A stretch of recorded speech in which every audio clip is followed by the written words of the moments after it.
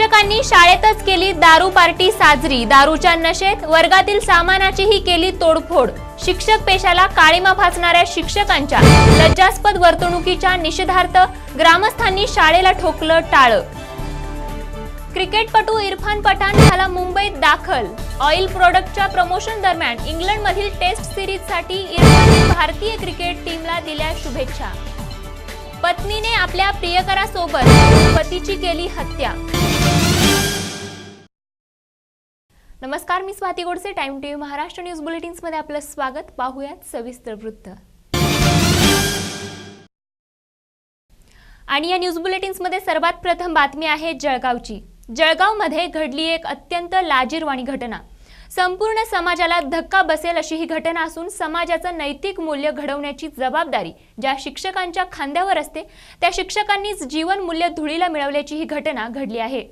जळगाव जिल्ह्यातील पाचोरा तालुक्यामध्ये असलेल्या खेडगाव नंदी गावातील एका शाळेच्या शिक्षकांनी चक्क वर्गातच दारू पार्टी करत धिंगाणा घातलाय। या शाळेतील एका शिक्षकाची बदली झाल्याने गुरुजींनी हा पार्टीचा घाट घातला होता। दारू पिऊन दारूच्या नशेमध्ये शिक्षकांनी वर्गातील वस्तूंची देखील तोडफोड केली। त्यामुळे या गावातील ग्रामस्थांनी शिक्षकांच्या नावावर काळीमा फासणाऱ्या या शिक्षकांवर कठोर कारवाईची मागणी करत ग्रामस्थांनी या शाळेला टाळं ठोकलंय।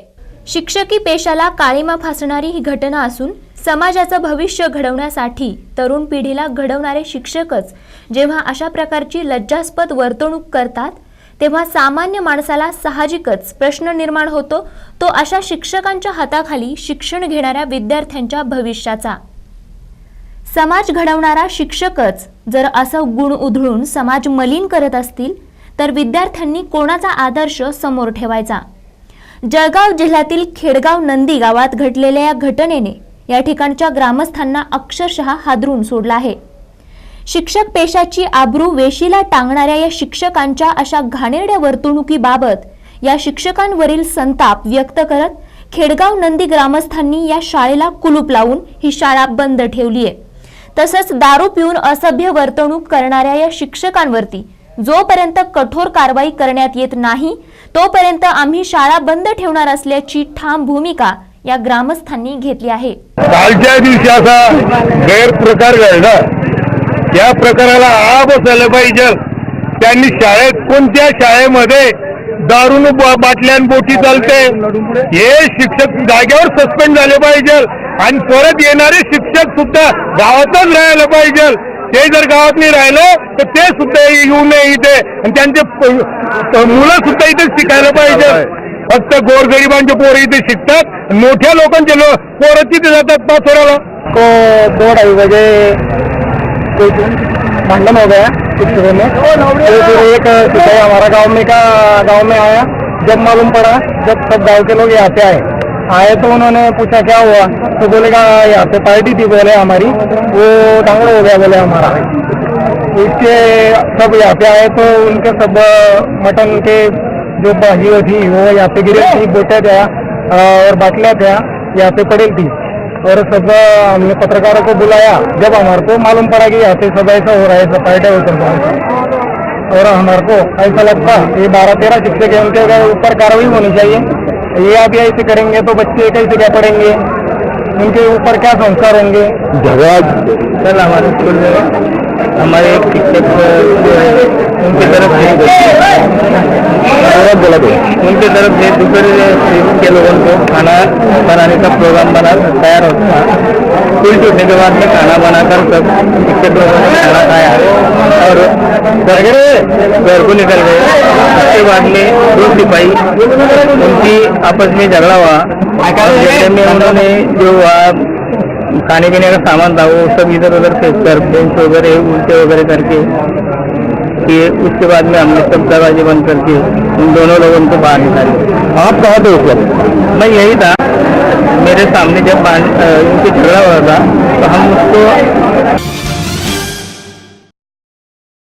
यानंतर बातमी पाहूयात मुंबईची। मुंबईतल्या ITC हॉटेलमध्ये एका ऑइल प्रोडक्टच्या प्रमोशनसाठी भारताचा लोकप्रिय क्रिकेट खेळाडू इरफान पठाण मुंबईत दाखल झाला होता।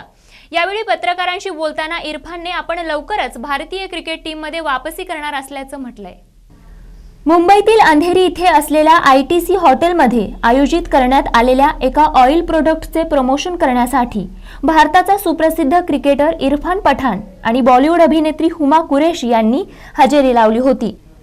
दरम्यान क्रिकेट खेळाडू इरफान पठाण यांनी माध्यमांशी संवाद साधला। यावेळी बोलत असताना त्याने इंग्लंडमध्ये सुरू होणाऱ्या टेस्ट सिरीजमध्ये भारताला जिंकण्यासाठीच्या शुभेच्छा दिल्या। मुंबई जवळील मीरा भाईंदर शहरामध्ये या काही दिवसांमध्ये पाण्याची समस्या अत्यंत बिकट बनताना पाहायला मिळत आहे। त्यामुळे पाण्याअभावी या ठिकाणच्या नागरिकांना पाणी टंचाईला सामोरं जावं लागतंय। 2011च्या जनगणनेनुसार मीरा भाईंदर शहराची एकूण लोकसंख्या ही 8,14,000 एवढी आहे। परंतु सद्य परिस्थितीनुसार या ठिकाणची लोकसंख्या ही जवळपास 12 ते 14 लाख एवढी वाढली आहे। त्यामुळे इथे लोकसंख्येच्या मानाने दररोज 150 दशलक्ष लिटर पाण्याची आवश्यकता इथल्या लोकांना आहे। मात्र प्रत्यक्षात इथे केवळ 116 दशलक्ष लिटरच पाणी पुरवठा केला जातोय। त्यामुळे पाणी टंचाईच्या भीषण समस्येला इथल्या लोकांना सामोरं जावं लागत आहे। भी आबादी को देखते हुए यहाँ पर पानी की शुरू से लेकर किल्लत तो रही है और आज भी है। हमेशा पानी को लेकर यहाँ आंदोलन भी हुआ, लोग इतने जबरदस्त भड़क गए कि लोगों ने मुख्य अधिकारियों की महानगर पालिका की गाड़ियों को आग तक लगाई थी, उल्टी भी की थी, पलटी भी की थी, काफी नुकसान हुआ था। आबादी को बढ़ते हुए जितना पानी की आवश्यकता है उतना मीरा भाईंदर को मिल नहीं रहा। मीरा भाईंदर शहर को जब यूपी सरकार थी तभी 50 DMLT पानी का उपलब्ध हुआ। उसके बाद में यहाँ के सत्ताधारी कांग्रेस और राष्ट्रवादी ने समय समय में कभी 20 DMLT, कभी 30 DMLT, कभी 100 DMLT, कभी 200 DMLT पानी की मंजूरी ऐसे समय समय पर होल्डिंग लगाए और लोगों को गुमराह किया। पर आज तक इस शहर की जिस तरह का विकास हो रहा है, जिस तरह का विस्तार हो रहा है और जिस तरह इमारतों का और नागरीकरण हो रहा है, उस हिसाब से यहाँ पे पानी की सुविधा उपलब्ध होना अनिवार्य था। तो पिछले 15 साल से इस शहर में यहाँ के सत्ताधारियों ने पानी की आपूर्ति के लिए किसी भी प्रकार की कोई भी योजना का प्रावधान नहीं। गेल्या काही दिवसांपूर्वी मुंबईच्या बांद्रा खाडीमध्ये एका अज्ञात व्यक्तीचा मृतदेह सापडल्याने या परिसरात एकच खळबळ उडाली होती आणि अखेर या प्रकरणासंबंधीचा क्राईम ब्रांच युनिट 8 ने खुलासा केलाय। मृतदेह मिळालेल्या व्यक्तीचा खून करण्यात आला असून हा खून संबंधित मृत व्यक्तीच्या पत्नीने आणि तिच्या प्रियकराने मिळून केला असल्याने आरोपींना पोलिसांनी अटक केली आहे। आपण बघत असलेल्या पडद्याने तोंड झाकलेल्या व्यक्तीचं नाव आहे बिरबल बले। हा व्यक्ती व्यवसायाने ड्रायव्हर असून या व्यक्तीवर त्याच्या प्रेयसीच्या पतीचा खून केल्याचा आरोप आहे। मृत मनोहरची पत्नी रंजना आणि बिरबल मध्ये अनैतिक संबंध होते आणि या दोघांमधील अनैतिक संबंधाला साहजिकच मृत मनोहरचा तीव्र विरोध होता आणि म्हणूनच मनोहर हा त्याची पत्नी आणि तिच्या प्रियकरासाठी अडचण होत असल्याने पत्नी व तिच्या प्रियकराने मिळून मनोहरचा खून केला। फसवेपणातून स्वतःच्या पतीची हत्या करणाऱ्या हत्येखोरांना क्राईम ब्रांच युनिट 8 अंतर्गत 2 आरोपींपैकी पत्नीच्या प्रियकराला अटक केली असून या घटनेतील रंजना नावाची आरोपी अद्याप फरार आहे। इन्वेस्टिगेशन चालू किया। रिलायबल सोर्सेज से हमें ऐसी इन्फॉर्मेशन मिली कि जो आदमी मर चुका है, जिसकी हत्या हुई है, वो एक ड्राइवर की नौकरी करता है और शिरूर, पूनम डिस्ट्रिक्ट में शिरूर करके एक जगह है, वहाँ का रहने वाला है। तो हमारी टीम क्राइम ब्रांच की पुणे पहुंची और शिरूर में जाके उन्होंने वो जो डेड बॉडी थी उसके फोटोग्राफ्स बताए। उसमें से एक आदमी ने उसको आइडेंटिफाई किया और उसने बोला ये आदमी मेरे पास ड्राइविंग का काम करता है। 3 दिन पहले ये अपनी पत्नी के साथ बम्बई में घूमने के लिए गया है।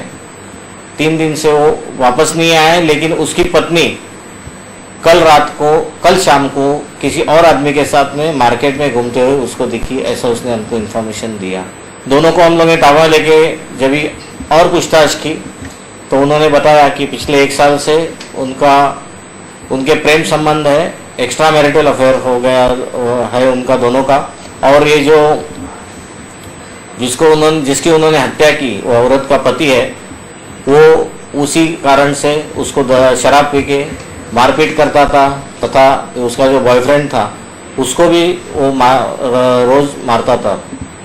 इस कारण इन दोनों ने प्लान बना के बम्बई में घुमाने के बहाने लेके आए मुंबई में लेके आने के बाद उसको जुहू चौपाटी वगैरह उन्होंने बताया, वहाँ से ऑटो रिक्शा की और 22 तारीख की रात को वो ऑटो रिक्शा में उसको खेरवाड़ी में लाया और खेरवाड़ी हाईवे पे रिक्शा खड़ी करके उसको नीचे जो खाड़ी है वहाँ ले गए, वहाँ उसको शराब पिलाया और उसके सर में पत्थर मार के ये दोनों वहाँ से भाग गए। मुंबईमध्ये एका अल्पवयीन मुलीला एका 22 वर्षीय तरुणाने फसवून तिच्यासोबत मैत्रीचे संबंध बनवले आणि संधीच्या शोधात असलेल्या नराधमाने वेळ पाहताच तिच्यावर बलात्कार केला।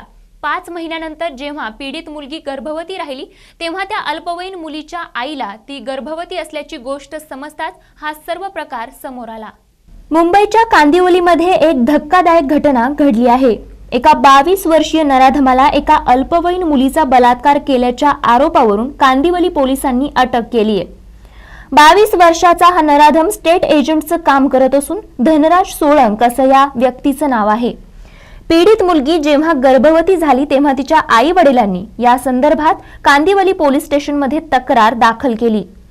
तक्रार दाखल केल्यानंतर कांदिवली पोलिसांनी या तक्रारीची दखल घेत संबंधित बलात्कार प्रकरणातील आरोपी धनराज सोळंकीला अल्पवयीन मुलीवर बलात्कार केल्याच्या आरोपाखाली अटक केली।